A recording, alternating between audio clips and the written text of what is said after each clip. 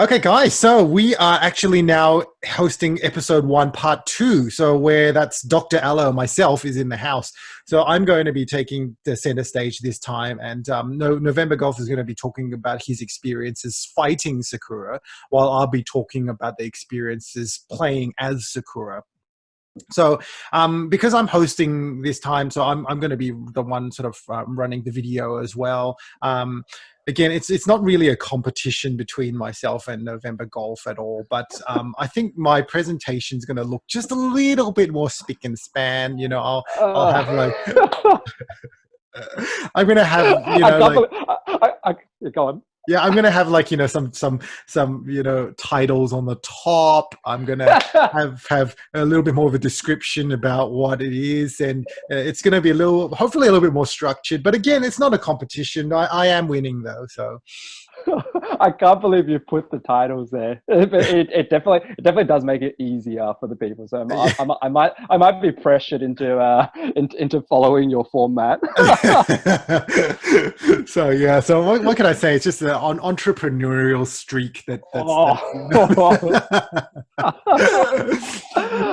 But anyway, so let's get straight into it. Anyway, so I am gonna be following. So November Golf did do some pretty good things in his last video, which is basically his structure was quite good. He was talking about pokes and how to punish air flips and the jump ins, and then bread and butter combo. So I'm gonna be using a structure that's fairly similar, just so that we do cover things in as much detail as possible.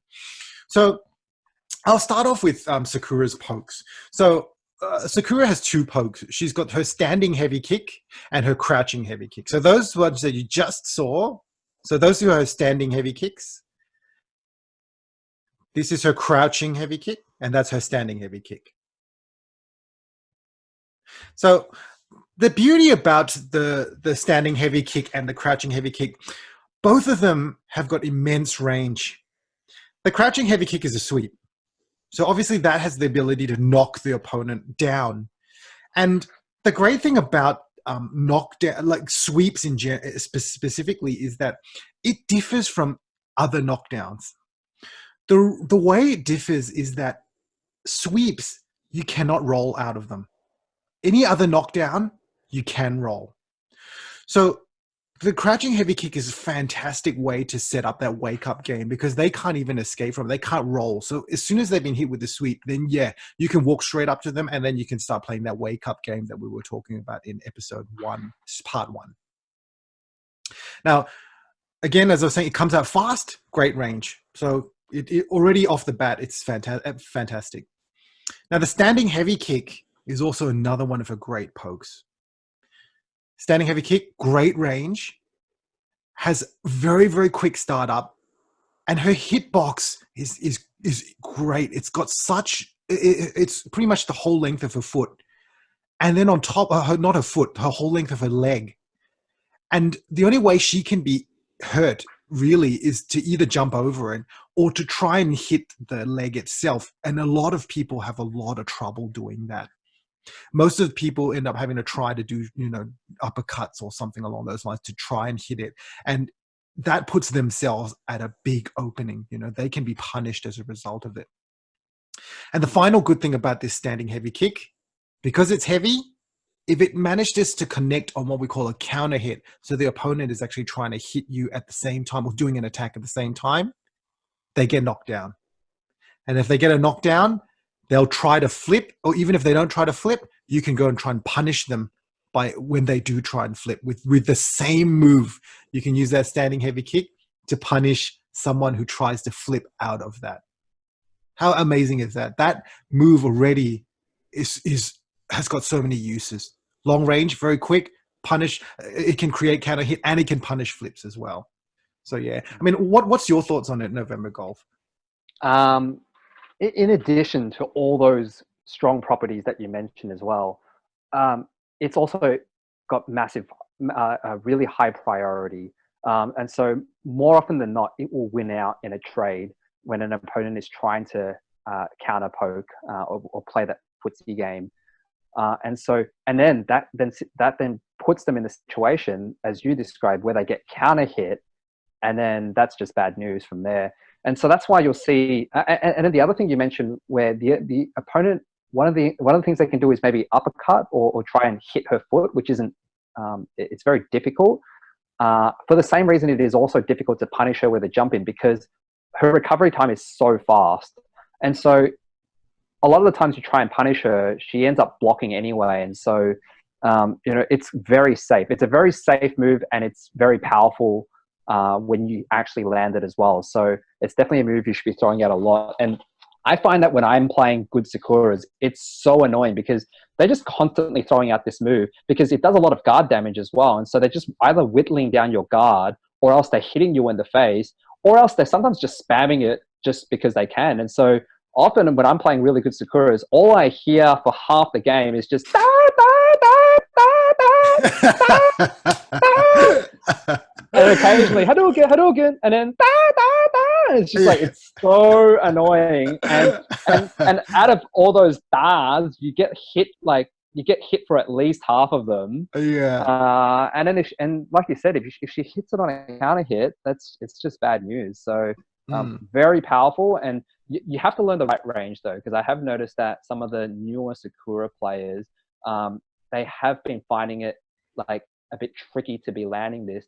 And that's probably just because you haven't quite found the right range or the right distance. But there are definitely safe distances that you can just throw it out for free, and you won't even have to be scared of getting hit back. So play around with the distances and figure out what works. But when you do get it, you can be very annoying. Yeah. I mean, look, one of the weaknesses it does have is that for most characters anyway, they can actually crouch underneath it. So key characters like Zangief, yeah, they're huge, and they'll get hit even if they're crouching. So they really struggle against it.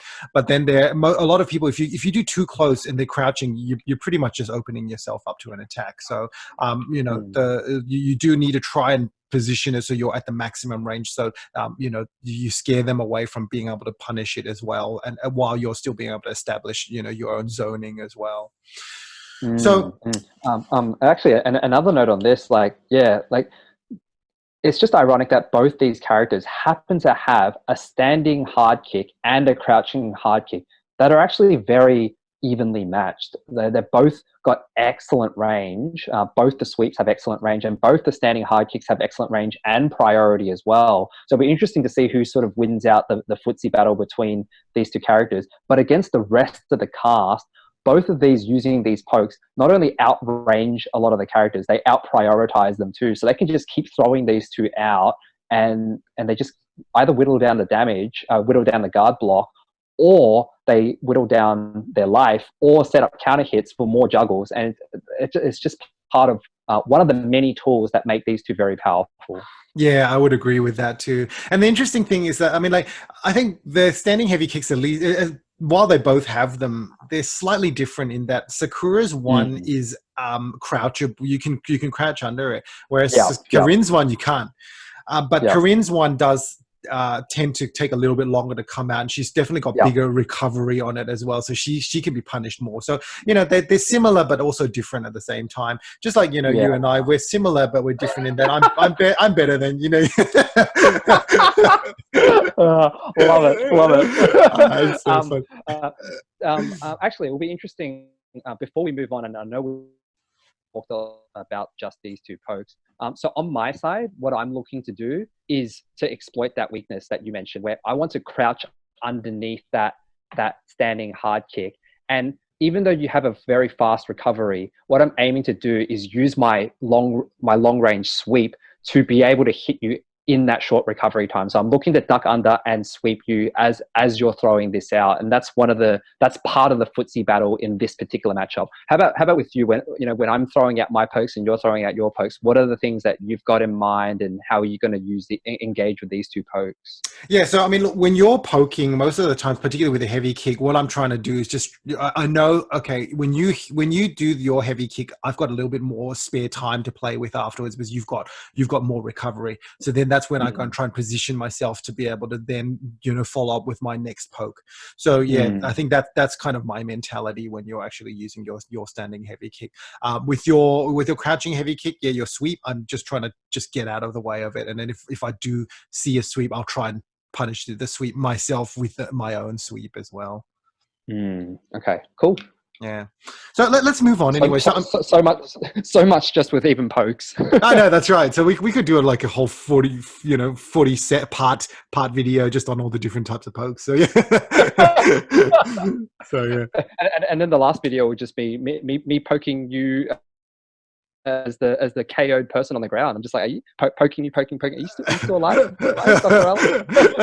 That's big words. Can we get another doctor out here? Oh, big words. We'll see whether you can back it up later on. We're going to do a 1 to 10, and we'll find out how true that statement actually is. So yeah, cool. Moving on then. So basically we're going to be talking, as I was saying to you before, she's got the ability to actually punish air flips essentially with the same move. So I'm going to show a couple of situations where, like, if you do manage to connect a standing heavy kick or even anything else that does a knockdown and they try to flip afterwards, you can use their standing heavy kick to punish. So let's just have a look at some situations where that can happen. So notice how like Karin's actually trying to flip. And as soon as she's trying to land from the flip, and then that Sakura's outstretched leg hits her on the way down. So this move is very, very useful when it comes to punishing people who are essentially flipping from the air after being hit, knocked down. That they've got enough time to recover. So yeah, and have you noticed that that's quite a lot of this? Like when you do fight Sakura, do you find that tends to happen a lot as well?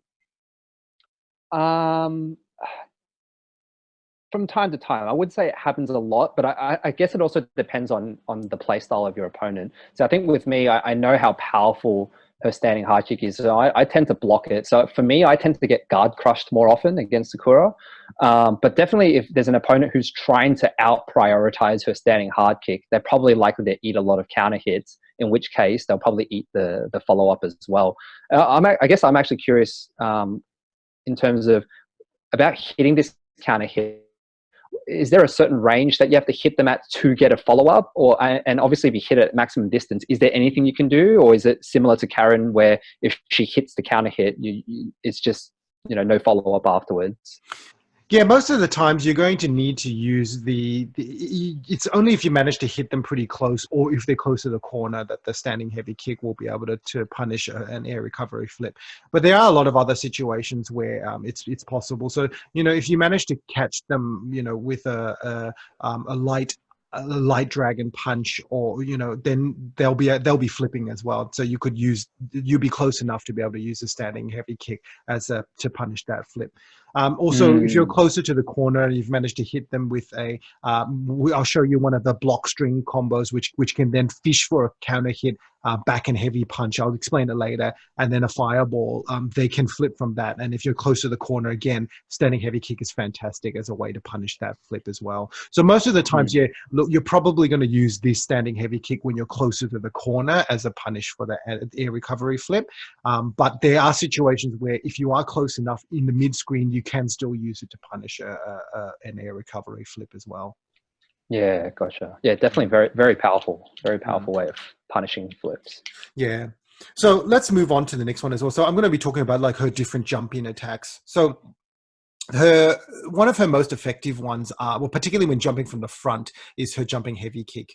And the reason why this particular move is so effective is because the hitbox on it is fantastic. It's just at the end of her foot, and then the rest of her body is actually quite high up, and it's quite far away from her outstretched leg. So therefore the only way you can hurt her is to try to punch the leg itself, which is where her hitbox is. So you're gonna cop some damage, or try to attack her body, which is so far away that it's almost impossible to do.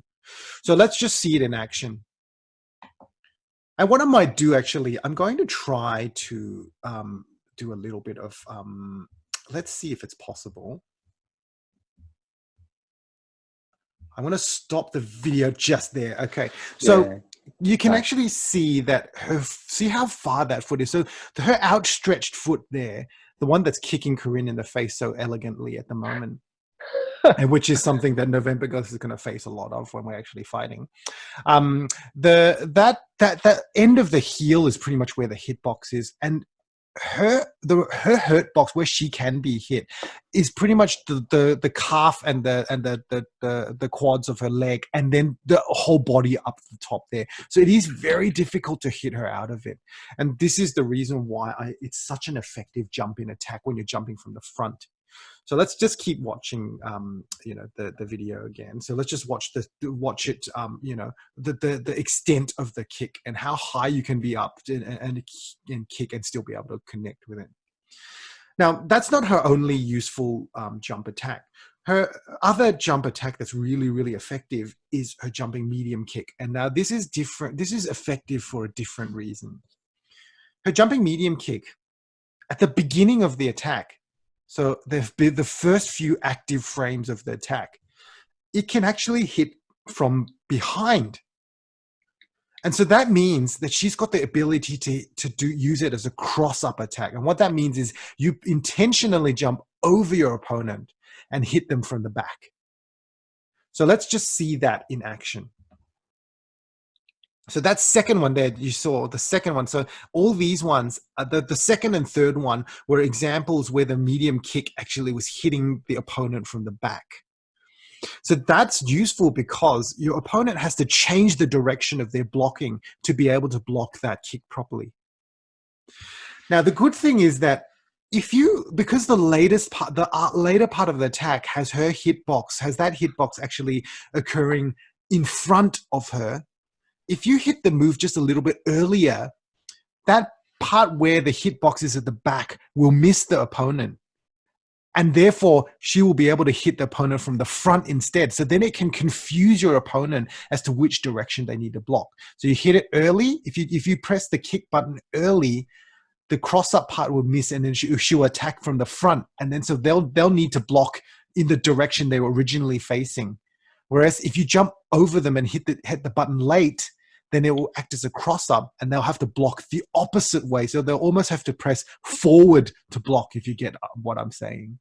So have you found that that's, a lot of that adds a lot of confusion to the situation when you're fighting Sakura, NovemberGolf?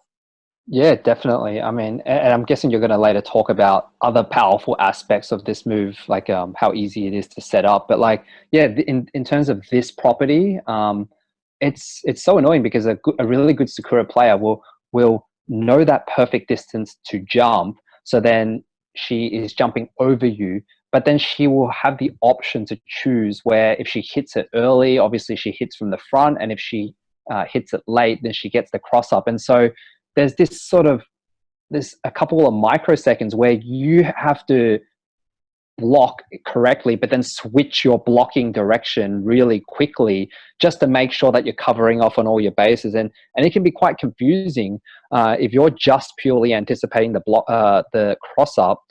She can just hit you from the front and then continue the bread and butter combo. And I'm guessing you're going to demo how powerful that is. But yeah, the confusion aspect of it is really annoying and definitely worthwhile learning as a Sakura player. Yep, I agree with that. And so I will talk about the bread and butter combo very shortly as well. So that is one of the reasons why this jump in attack is so effective, because once she jumps in, she's got the ability to score a lot of damage, and she's got her bread and butter combo has a lot of advantages to it.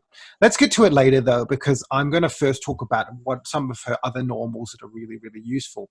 So one of her other normals, which has got a lot of use, is her crouching heavy punch. Now, this is best used as an anti-air attack. The reason why it's so effective as an anti-air is because not only does it have an upward motion, as in the hitbox is located quite high above her own hurt box. So therefore, she can actually do damage above her. But not only that, the hitbox, as I was explaining to you in part one, when we were discussing Karin and Sakura, is that her hitbox is actually above her own ability to be hurt. So her hurt box is located below that hitbox. So that makes it very, very effective because most attacks their hitbox tends to be still within the area where they can be hit themselves. So within their hurt box. But for this one, for Sakura's anti-air attack, it actually extends above. So let me show you what the move looks like while it's like, well, she's got her oops, let's see whether I can do it. I'm going to see whether I can get the timing right, which is not going to be easy to do. There we go. So, can you see where with her hand, pretty much the end of her fist is where the hitbox is. And her hurt box actually probably begins a little bit further down, probably where her pinky fingers are. So therefore she can actually hit above the area where she can be hurt. And this makes this move just absolutely fantastic. Look, I do understand, look, it doesn't have quite as quick a startup as, a lot of like Ken and Ryu, Shoryukens. But the fact that you don't have to do any execution to get this move out, it's literally just press down and heavy punch. It's beautiful. It's fantastic. It's really, really good. So yeah, have you noticed a lot of that as well, NovemberGolf? Have you found that that's very effective against, jump-in attacks, particularly against Karin? Yeah, very. Maybe not necessarily against. I think against Karin, it's about 50-50. But that's still pretty good.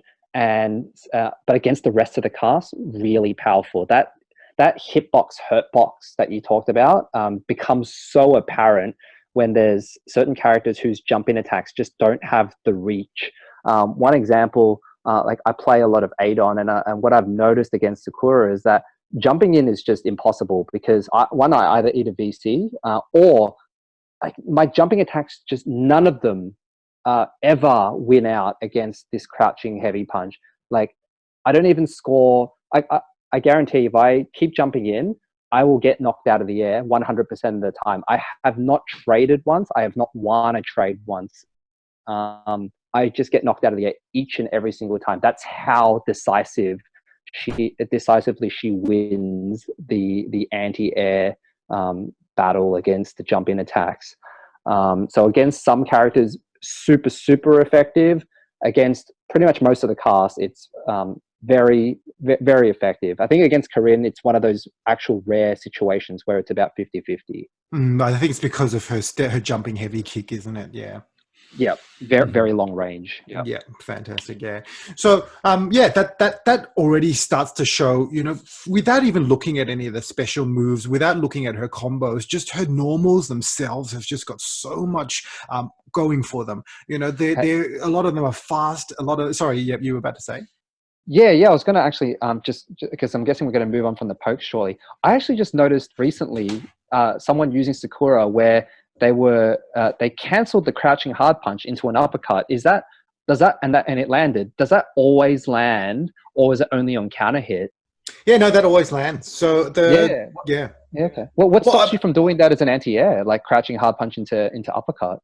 So I mean, you'd have to use a light punch uppercut to do that, and you'd have to be pretty quick with your reactions as well to be able to do that. Yeah, but look, it's doable. If you did like any of the other uppercuts, the running cycle would actually would not be able to connect properly. So yeah. It's interesting. I don't actually really see many people do it. Most people just use the crouch heavy punch, which is why I was quite surprised when I saw that she was actually able to do this. Because then I was thinking, why don't people do that more often? It's a bit more free damage, and it potentially sets up a flipping opportunity. What are your thoughts on it? Is there a reason why people just throw out crouching hard punch? Yeah, that's quite interesting. I think maybe it's got to do with the distance. I haven't personally used it a lot myself, so but I would suspect that if you did it and they were close enough, the light punch version would definitely connect. But I would quite strongly feel that all her the medium and heavy, the little run that she has before the uppercut would probably not be able to, would then allow the opponent to be able to recover on their feet. They don't have to flip, because if you don't hit them on counter hit, most normal attacks will not have them, will not create a knockdown. And if they land on their feet, they're actually invincible as they're coming downwards or from their falling arc. So that would then create create a situation where you're open. And I think maybe it could be because of the distances, which then creates a situation where Sakura would be vulnerable if they were able to land on their feet. But look, I gotta say, I don't have enough experience with that to be able to tell you the answer to that. Yeah. Right, but it makes sense that it potentially creates a situation where there's uncertainty and potential vulnerability, and at the same time, it's just such a reliable and easy to execute one punch, and it's probably easier to just do that rather than try to introduce a little uppercut for slightly more damage, but creating situations where you might be vulnerable. So I Yeah, guess that it could. makes sense. Yeah, that could be the situation. Yeah. Cool. Cool. So let's move on then. So we're going to talk to her to everyone about like the bread and butter combos, and I think this is where like Sakura really starts to shine because her bread and butter combo not only does a lot of damage, but it has the ability to set up to do it again. And that is probably one of her greatest strengths in terms of, and this all this stuff can be used in any ism. It's not exclusive to V-ism. It's actually usable in A-ism as well. So what is this bread and butter combo? It's crouching light kick, standing light kick, which are what we call rapid fire light attacks. So they can each be cancelled into each other. And then you can cancel the last standing light kick into a dragon punch, heavy punch. So let's watch it in action. So that itself, you can see how much damage it's done. You were showing me with the wreckers and whatnot how much damage you were able to create. This is doing a good, already, and 1/8 of the damage, 1/8 to 1/7 of the of the life bar, which is quite a significant amount. But that's not where it ends. So let's just watch the combo again because I think anyone who plays her really needs to know this combo really well. So let's watch it again. So the beauty about this is that you're pretty much at the right distance to be able to then do the combo again if you do a cross up jump in. So let me just show that to you in action so that you get an idea of its use. So we're going to do a jumping medium kick after a previous bread and butter combo and see how you can link two of them effectively together.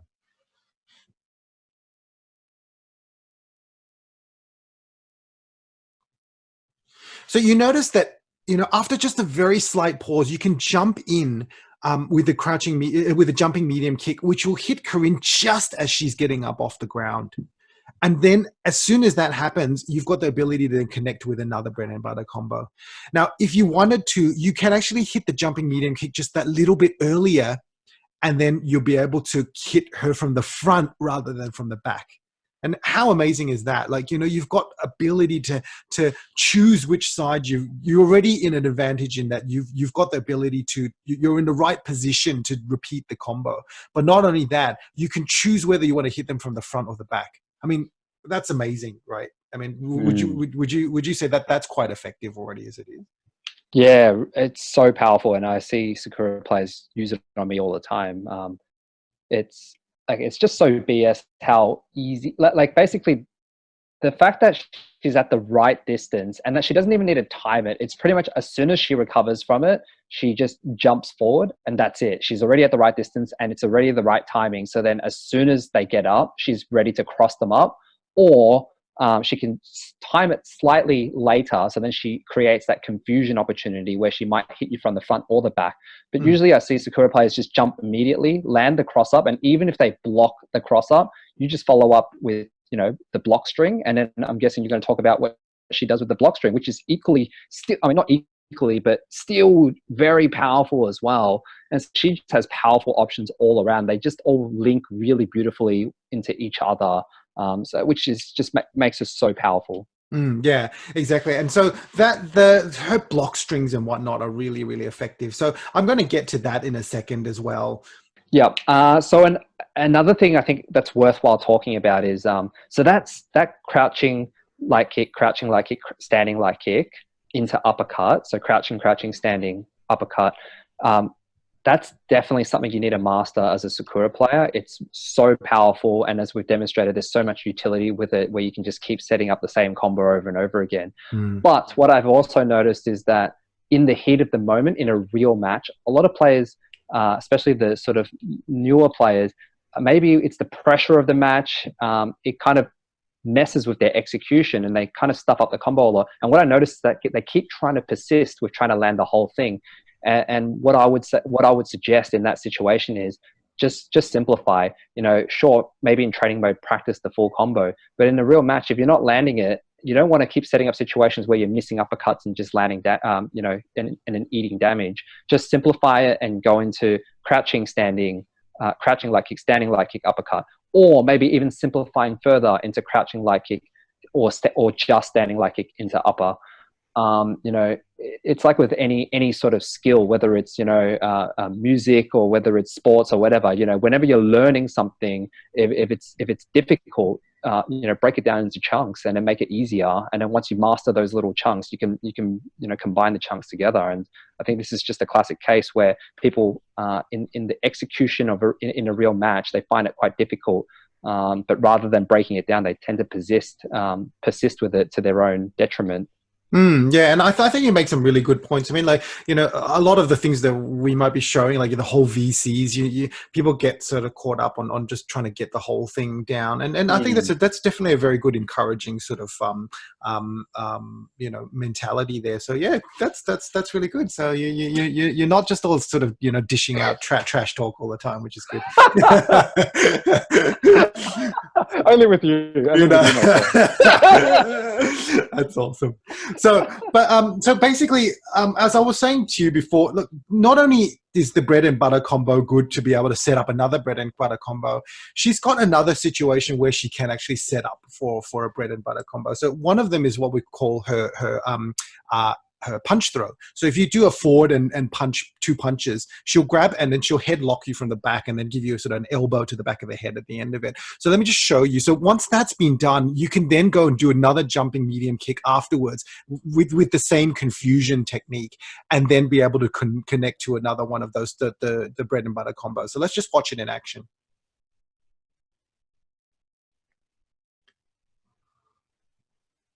Now, the beauty about this is that the punch throw literally comes right in at the right time. You are already at the right distance and the right timing to pretty much do this immediately when you are able to move, not like the uppercut immediately after a bread and butter combo. So with the bread and butter combo, you need a slight delay, but with the punch throw, you can jump immediately, a perfect distance, perfect everything. So punch throw is the perfect way to actually get another bread and butter combo set up with the jumping medium kick, which has the confusion of attacking from the front or the back as well.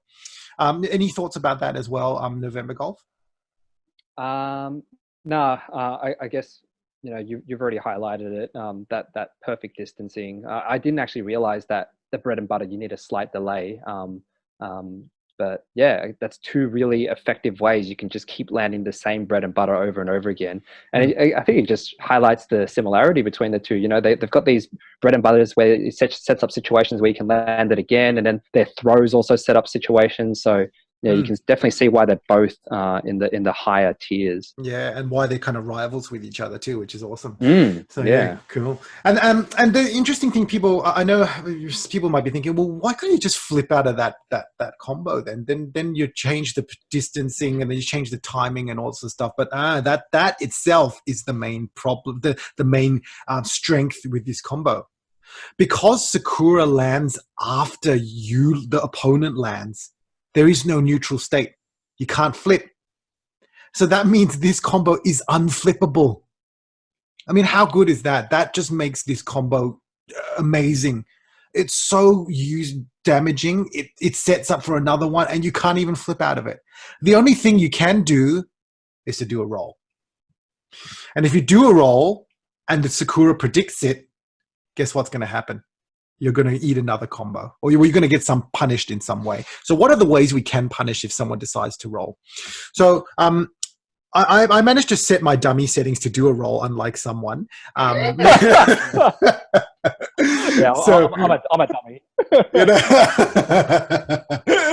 So you'll get to see it in action, which is really good. So this is what happens when you're punishing a roll. So if you've done this combo and Karin tries to roll, punish it with a sweep. Simplest thing, crouching heavy kick.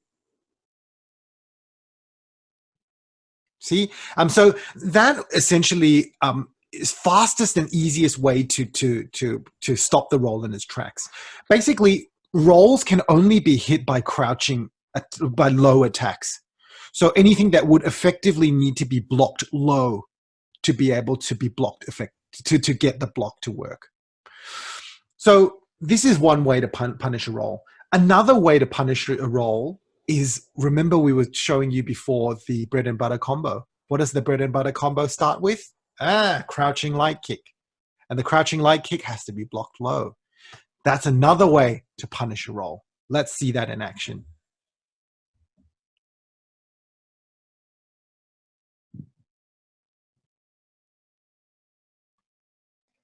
Now, obviously, that's going to be a lot more execution heavy than just to simply do a crouching heavy kick. So yeah, okay, this is definitely, you know, the kind of like expert level way to punish a roll, but it's good to know about it. So, you know, when you get comfortable doing, you know, just a crouching heavy kick, hey, you've got another option up your sleeve, which is to actually do the bread and butter combo as well.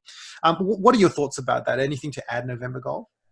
Nah, to be honest, you've covered that pretty thoroughly, and again, you're just really highlighting just how powerful her options are. Like, and often what I find playing against Sakura, it often feels like you get put in situations where you have to keep. It's not safe to roll. It's not safe to flip, and so you just have to wake up and hope that you block the right way. And even when you block, as you're going to show probably next, I think, you know, even when you block, she has options to really make your life a misery. So yeah, she's so powerful. Yeah. And so we'll be covering this. I'm just trying to create that suspense there, you know. Okay. Yeah. It's like a gripping thriller, you know. So that's essentially what I'm doing. So, but let's talk about. I do want to cover a little bit on Aism, because not everyone's going to play Vism, and rightly so. You don't have to play Vism. You know, the Sakura is also quite effective in Aism, but to use her effectively in Aism, you really need to be able to do what we call verifiable super combos. And well, let me explain what that is, because people often, well, geez, it's a whole lot of big words, and it's cool because it makes me sound smarter than I actually am. See, I am humble sometimes, you know. Oh, okay, yeah. But I went to a crap girl school. You know, I didn't even go to a girls' school. That's how effective it is. But basically, verifiable super combo basically means, because super combos, you only get a certain amount of meter, and if you burn the meter in and it misses, not only are you leaving yourself open, but you don't get lots of opportunities to use it. So when you use it, it's got to count. It's got to connect. So the best way to do it is to do something before it, which will give you enough time to react, so that you can input the super motion. And guess what? The beginning of that bread and butter combo, which is the crouching light kick, standing light kick, that beginning can be used to verify and go into a super combo. Let's have a look at that in action. So this is an Aism, how you can actually use the Aism supers after a string of light attacks.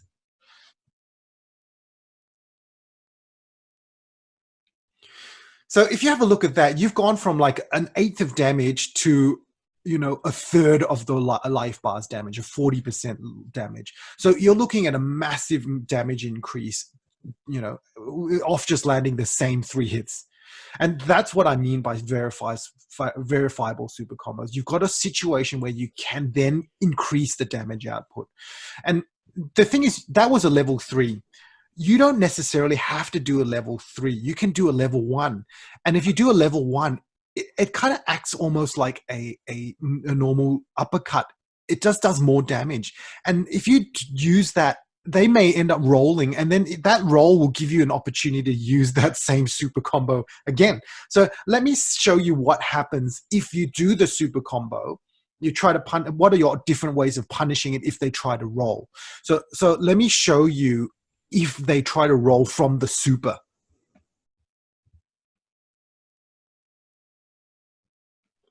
So just like before, we've got the ability to do a crouching heavy kick if they roll. So you could see that the super was done, and then instead of them, so instead of the normal uppercut being done, a super was used, and a roll was used as a defensive method by Karin afterwards. And Sakura knew it was coming, and then punished it with a crouching heavy kick. Saw it was coming, punished it with a crouching heavy kick. And look at the damage. And I haven't done what NovemberGolf has done and artificially increased the damage there. This is the real damage. So off a level 1 super, and then they try to roll and you sweep them, that's a good 1/3 of the damage. 33% of the damage, pretty much bam, gone, just because they've tried to roll after it. Right. So this is one of the really, really effective ways to punish someone who tries to roll after the super as well. But remember, we were saying before, you could even punish it with a bread and butter combo. But instead of using a bread and butter combo, why not use another verifiable super combo? Let's see what happens if the Korean player, let's say NovemberGolf was not playing his best, or actually playing what he normally plays and just falls into the same thing over and over again.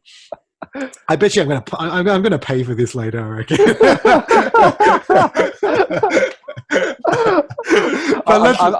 I'm taking Karin's stance right now. I'm just like got my head in my hands. Like stop, Dr. Ello. I know that this is perfectly when I'm going to sort of pummel you.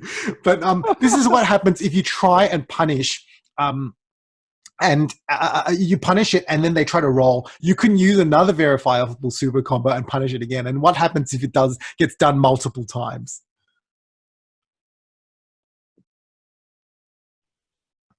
So let's say that someone was silly enough to do that. Look, NovemberGolf may very well do something like that. And you can see that the damage altogether, 3 of them together, is 85% damage. That's massive damage. So basically, what I'm saying is, if you do manage to land one of these verifiable super combos, watch for the rolls. If you see a roll, get ready to punish, and you can double or triple the damage because of the fact that you've managed to roll, you've caught the roll. So yeah, I mean, what are your thoughts on that? Would you agree with a lot of that as well? Yeah, and the only thing I'll add is, and like with most of the roll punishes that we're going to be covering, and same with Karin, like there is no harm in throwing out that crouching light kick. You just need to learn the timing of it and watch out for the roll. And they can't punish you. You're just throwing out a crouching light kick, and even if it doesn't hit, even if they don't roll, you still have plenty of time, because it's got such fast recovery. You still got plenty of time to then just transition into the wake up game. But if they roll and you hear that light kick land, you just throw another light kick out and complete the bread and butter combo. There's like no downside for you to doing it. And so that's why you really need to get into the habit. Anytime the opponent can roll, you just throw these out of habit. Crouching light kick, or whether it's crouching hard kick, whatever it is, don't let your opponent have free rolls. It's just such a simple thing you can do. Yeah, I love it. Free rolls. That's awesome. It's kind of like some sort of bakery store or something. That's it. Free rolls and free croissants. That's awesome. That's awesome. I love it. So we've gone from Street Fighter to bakery fighter or something like that. So yeah, or maybe it's the school canteen at their school. Yeah, that's awesome. I know if you kept it, you keep the narrative going, which is awesome. Well done. Kudos to you. So this is the moment that NovemberGolf has been building up to all this time. So we're talking about block strings now. So I almost feel like I need a drum roll now, because of the fact that we've been sort of like, he's been hinting at this for so long. It's come on, we're going to talk about this block string. Well, here it is, guys. We're going to talk about it. So if someone manages to block the jumping medium kick, the cross up, and then instead they block the beginning of the bread and butter combo, well, obviously don't go and do the uppercut or even the super combo, because you're just going to leave yourself open after a run in uppercut. Basically, you're going to eat a lot of damage, because you've pretty much just created a situation where you're vulnerable. So instead, stop the bread and butter combo, stop at just the 2 crouching light kicks, and instead you can go and do a back and heavy punch. Now, this back and heavy punch is actually very, very quick, comes out very, very, and it's got a very big hitbox as well. Now, it's a back and heavy punch if you're in Vism, or if you're in Aism, just being close enough to your opponent and hitting the heavy punch will get this move to come out, and it makes her look like she's kind of like swing a golf club, which coincidentally is reason why it's perfect for using against November Golf, because he's got his name written on it. It's such a powerful move. That's why it looks like a golf swing. It's like anytime there's a powerful move, it's got to look like a November Golf swing. Well, in that case, shouldn't Karin's platter move should have had some sort of golf reference there? If your statement is correct. That's probably what she does to I don't know, stab the flagpole thing into the holes. Everything comes back to golf, doesn't it? That's it. Oh goodness, that's crazy. So let me show you. So see, look at the two crouching light kicks, and then she goes into this punch. So let me see whether I can pause there. That where she has her two hands together, that is the standing back and heavy punch. This move is absolutely fantastic. It's got great range and it's cancelable. And so what happens is you can cancel that move straight into a fireball immediately afterwards.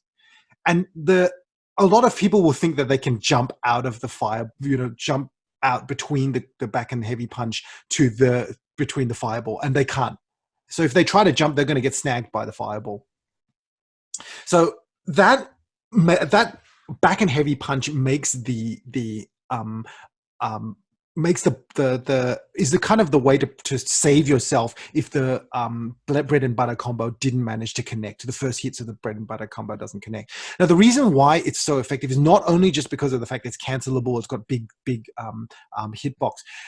Another reason is because if you manage to catch the opponent on a counter hit, you can actually go and change your fireball, because the counter hit would knock your opponent up into the air. If the fireball came out, the fireball would actually fly underneath their opponent and it would miss and it wouldn't do very much.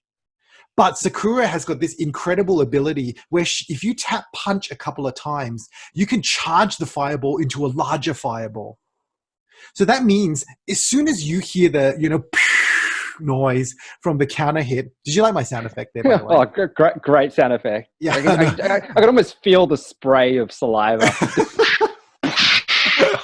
That's awesome, And given it's COVID-19, it's a great way to spread virus, So luckily for our viewers, they're actually, behind the safety of their YouTube screen. So yeah, but we all need Mortal Kombat masks or something. Yeah, I know. Yeah, the wrong game, mate. Yeah. So yeah, shit. What am I doing? No more MK references. I know. What are you doing? I can't get your games right. and I gotta admit, look, my sound effect was probably better than your. With your Sakura. So again, it's not a competition, but I'm winning again. So, But basically, the beauty about this is, as I was saying, you can just charge the fireball, and if you charge it to the maximum size, then the fireball will actually connect and hit the opponent, and they can't even flip in between because there's no neutral state. So let's show that in action. And of course, if you don't hit it on a counter hit, then don't charge it. See, did you see there? There was no counter hit, but that's a counter hit. So the second you hear the noise, go and start hammering the punch button and charge it so that you will actually be able to juggle them with the fireball. And so that's the yeah, exactly. Just to clarify, no, in case anybody was wondering. Oh, you learn fast, November Golf. You learn fast. It's good. So essentially, that's something that you can do very quickly and easily. It's not like a lot of the other ones. For example, Cammie's got the ability. I know we're not talking about Cammie here, but Cammie's got the ability to as soon as you hear the counter hit, you can cancel into what we call the hooligan combination, where she jumps up and grabs you with the cross scissors kick. This one, you've already done the fireball motion, so the reaction really is just basically hit the two buttons quickly rather than doing a whole motion and some other attack to try and catch them with the counter hit. So that's the reason why Sakura, she's got this ease of play. A lot of her things are not as complicated as Karin in terms of the execution. So and that's why I think it was really good that November Golf was building up to this, because this box string and fishing for the counter hit is another part of like a Sakura's really, really powerful meta game. So with that, let's move on to what like how you play V-ism Sakura. So why Sakura is so effective in V-ism. Now, she's got the ability to do this anti-air combo when she's got V-ism meter. So what that essentially allows her to do is do a large amount of damage. So look how much damage is done.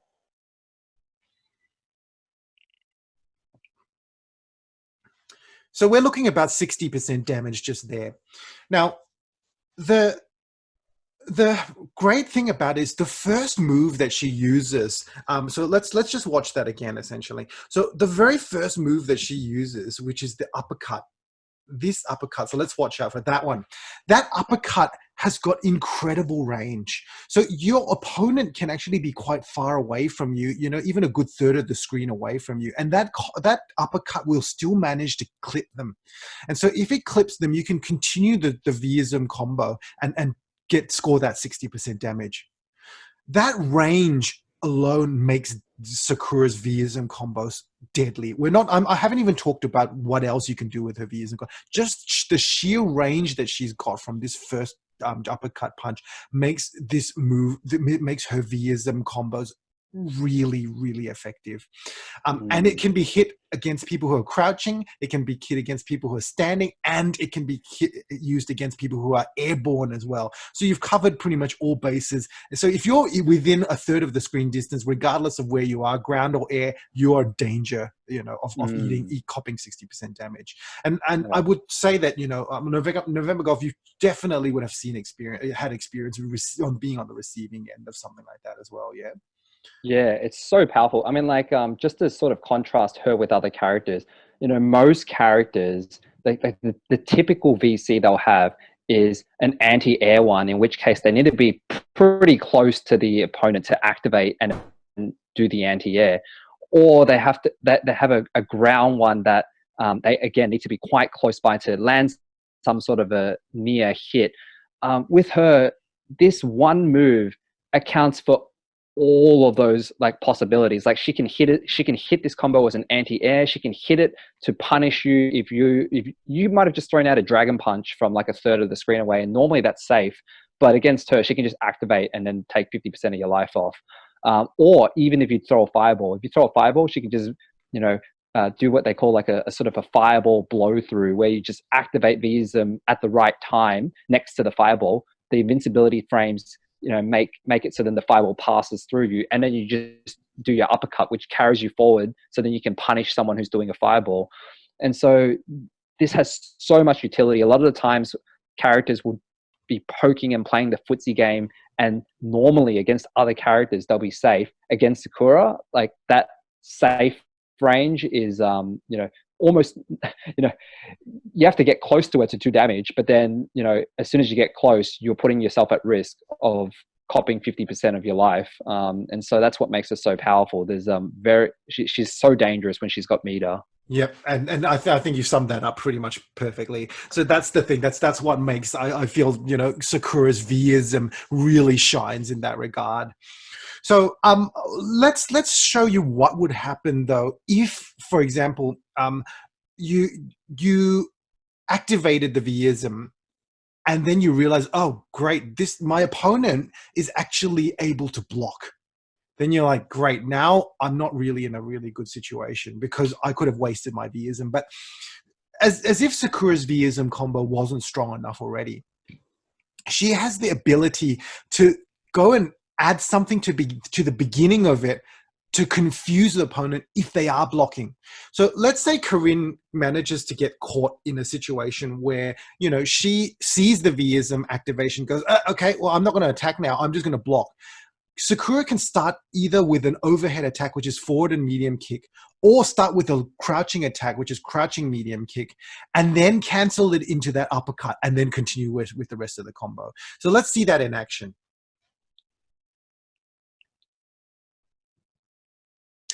So did you see at the very, very beginning of that combo, let's just, we've seen the combo already, so we know what it looks like, but I just want to see whether I can stop it just at the beginning.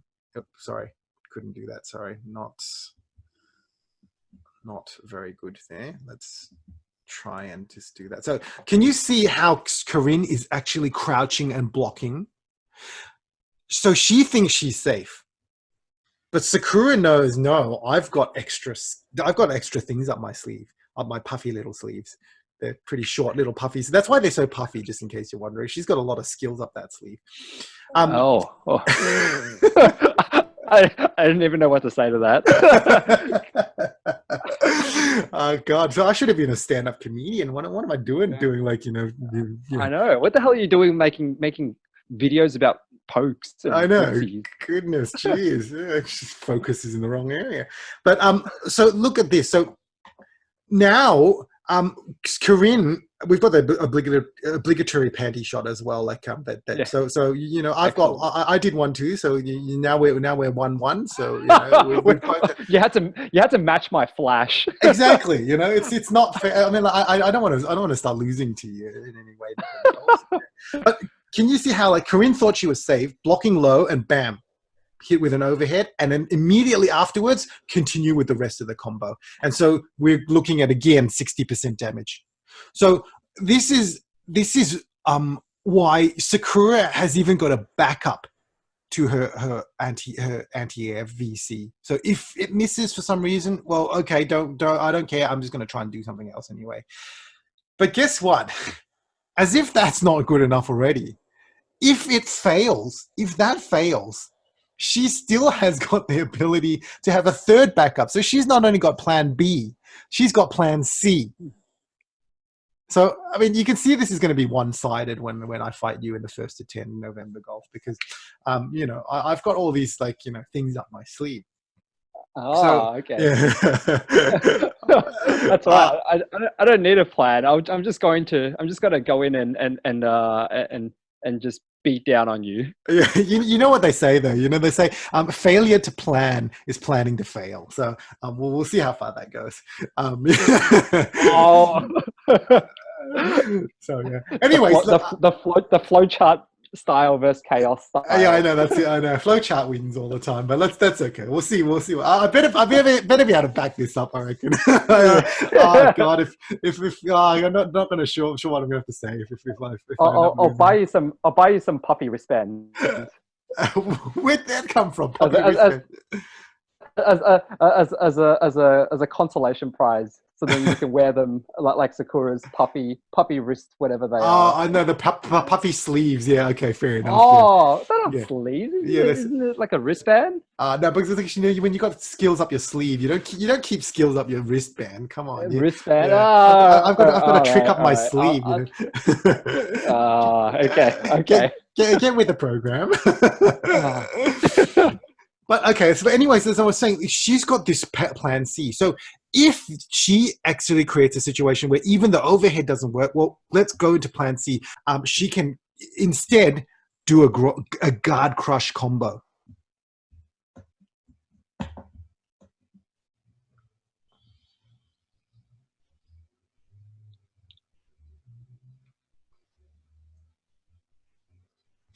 And so you can see, like, she's got now this plan C as well. It's like, wow, that's incredible. So plan A, if someone jumps and they're within the third of the screen, or even if they're not jumping, they whiff some sort of attack, they're in the 1/3 of the screen, do the juggle combo. Plan B, if you see that, okay, you're not going to be able to hit them because they're blocking, well, get a confusion and either do an overhead or low attack and then go into the V-ism. And if they still manage to block that, go into plan C and go into this guard crush combo. And then you'll still break their guard and you'll still be able to continue with this, with the V-ism combo as well. So that makes her game plan just so full, so complete. Pokes are great. Jump-ins are great. Anti-air is great. Bread and butter combos are great because they can keep getting set up for more of them. She's got great ability to punish all the rolls. Using her in A-ism allows you to connect supers quite easily. And even at level 1, she can pretty much connect all 3 of her light attacks into the super. And all those things can be punished even if they try to roll out of it. You've got block strings. You've got block strings that allow you to fish for a counter hit, which then fishes for a juggle. And then you've even got crazy V-ism, 3 different ways 3 backup plans to land the VCs. I mean, so you can see Sakura is a really, really well-rounded character. She's got all the tools at her armamentarium. So, she really is quite formidable. And so, it would be a real shame if I end up losing to November Golf with this person. So Would be a shame, wouldn't it? but yeah, so what would be your take on it? Would you say that, I've been pretty accurate in the description, and would you say there's anything to add to what I've said too? No, like I think you've highlighted pretty well exactly how powerful she is. And I think the only thing I would add that stands out for me is just how everything flows so well into everything else. Like the bread and butters flow well into each other. The throw flows into another cross-up opportunity. Her Vism, there's so many ways in which you can connect it, and even if you fail, you can connect it into you can find another way to connect it. The flow of each of these things that Dr. Elo has demonstrated, they just flow really well and connect into each other very well to set up more opportunities for damage. The only thing I'll note, and it's not, it's like a really minor, it's not even a weakness. I mean, but that plan C that you noticed, that you just demonstrated, that is only, you can only do that in the corner, can't you? You can't do a guard crush mid-screen. True, but the thing is, you can still, even though it's technically not guard crush, even if you're not in the corner, you can actually do quite a number of repetitions of it. And then after a while, you can do it. You can do a medium kick version of the spin kick just to get a little bit closer, and you are slightly vulnerable there. But the point is, not a lot of people would be game enough to go and try and poke to try and punish in between that. So you really are still kind of locked down, and that definitely, and because you're not hit by Sakura's shadows as well, it's not quite as deadly. But the fact is that she's still got so many backup options to her game. Yeah, I think that's the main point, that like there's so many backup options, and if you happen to be in the corner, like this plan C is powerful. And then like I think a lot of the times, like even her block string, like it's like that itself is a weapon. It's not like, I wouldn't even say that's a way to save or, like a backup plan. Like to me, like good Sakura players actually actively try and wear down my guard by doing that block string over and over again. They do the block string, then they do a few standing hard kicks, block string, and then the next thing you know, I'm guard broken. And so, she's just a really powerful character. Good sound effects too, by the way. Yeah, that's it. I've been working on that. Does she have any bad matchups? So I think her weakest matchups would be characters who can really keep her out of her initials, that dangerous zone, which is kind of like mid-screen to close screen. So Dalsim would run circles around her for sure. I think majority of the rest of the cast are going to pretty much go. Still everything's going to be really either in 50-50 or at least in Sakura's favor as well. Yeah. So yeah, I feel that she's just that well-rounded that she doesn't really have any really bad matchups. Yeah, I agree, and that's why I really think these two are, I don't know if they are at the top of that sort of second tier or the best of the rest, but they easily tower above most of the cast.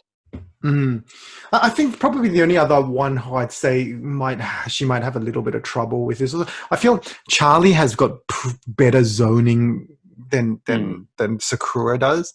I feel, I mean, this is my own personal experience, but I feel like Charlie has got a really good way to keep a lot of her. She, like the crouching heavy kick. The standing heavy kick doesn't really work fantastically well against Charlie, who's got the ability to do his own crouching heavy kick, and a lot of Charlie's pokes are equally deadly.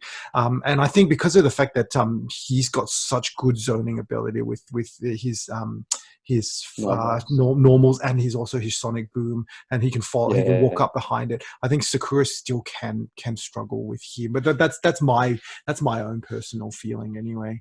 Yeah, I'm not sure what it's like at the highest levels, but I definitely see what you mean. Like, he is one of the few characters who can go toe to toe with her and play the footsie game and hold his own, maybe even win out on top. Because he's got such a variety of powerful normals, and that sonic boom is really annoying as well. And so Yeah, it's interesting. I think only Charlie and I wonder whether Karin. actually, and because like I think because of the zoning issues, I wonder would whether Claw would also do pretty well. Like Vega would do pretty well against her. Like Mm, she has to be able to get in, and that would create a lot of like because like. Claw's fast and has got better range than she does, so yeah, I kind of feel also Claw might be a bad matchup. But again, again, this is just probably just from a theoretical standpoint rather than real true experience against many claw mm, players. Yeah, yeah. I think, yeah, I don't know. It's hard to say. That one's a bit more 50-50 because I think I've definitely seen some like a lot of footage where she's just slamming that standing hard kick into and getting counter hits off it as well. So I think she can definitely hold her own against him. I think where she does struggle against him is that annoying runaway game and him landing VCs and then running away and then yeah, and uh, that's the thing. She would have a lot of trouble chasing him down as well, I reckon. So yeah. yeah. But anyways, yeah, and that's kind of my take on it.